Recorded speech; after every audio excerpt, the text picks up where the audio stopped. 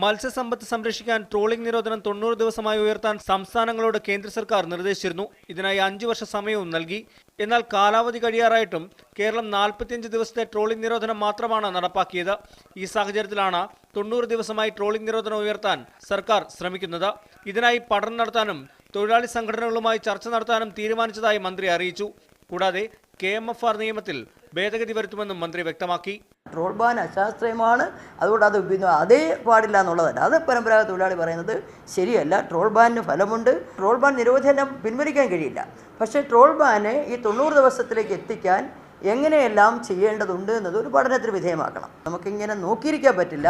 അതിനകത്തൊരു ഇടപെടൽ വേണ്ടതുണ്ട്. ആ ഇടപെടൽ എല്ലാ വിഭാഗം തൊഴിലാളികളുടെയും താല്പര്യം സംരക്ഷിക്കുന്നതായിരിക്കണം. മത്സ്യസമ്പത്തിൻ്റെ സംരക്ഷണമായിരിക്കണം.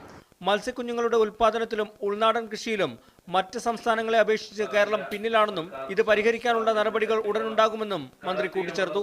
കൂടാതെ മത്സ്യസമ്പത്തിനെ സംരക്ഷിക്കാൻ വിദേശ ട്രോളറുകൾക്ക് കർശന നിയന്ത്രണം ഏർപ്പെടുത്തുമെന്നും മന്ത്രി പറഞ്ഞു. Toby Johnson, media 1, Kochi.